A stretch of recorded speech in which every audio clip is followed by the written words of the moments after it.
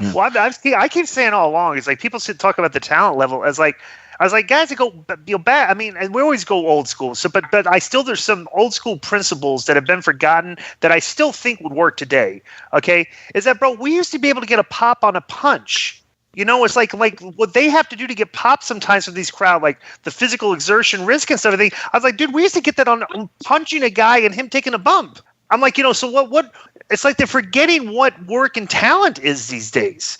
Is trying to make it look like a real fight. And I think what they do is like wrestling today looks like a real performance. It doesn't look like a real fight anymore like it used to, And I think guys should start embracing some of the old school skills that made it look like a real fight. But they're afraid. Yeah, they're afraid to. They don't want to expose themselves, and they don't want. And their egos are so fragile, and they don't want to upset the apple cart of the money they're making now. They still don't understand why they're making it, because they quote unquote they paid their dues. And so they say, I paid my dues. How long have you been in the business? 4 years.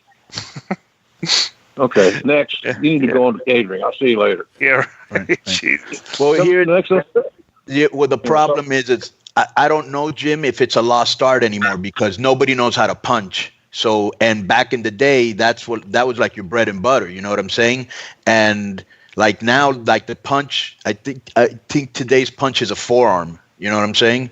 And right. Maybe what it is, and it's kind of sad to say, is like the wrestling we grew up on, maybe that's gone. You know what I'm saying? Maybe we're seeing something new. I think there's still people that will like that style and people that will still practice it, but we may be going into a whole different direction. Could be. You're right. You make a good point. It sure could be. It's going to be different. The business has continued to evolve and change, but I just believe that I like the fact that people still, with a well-told story, will still suspend their disbelief on a personal interest deal. 1,000%. 1,000%. Kofi Kingston has gotten over organically because the fans, for whatever reason they have chosen, want him to succeed. He's in a race for the title. So obviously the success would be to be the champion. And I think that whole angle is not about race. They seasoned it with race, which to me is ridiculous. I'll tell you something. I know I will never be in this role. I get it. But if I was ever in a role where I had to book or I had the decisions on creative, I could tell you what we would eliminate. There'd be no race angles. Right. There'd be no religious angles. Right. And no political angles. I don't give a shit about your politics. I don't care if you love Trump or you hate Trump. I could give two shits about him and your opinion about it because I have my opinion. I respect yours.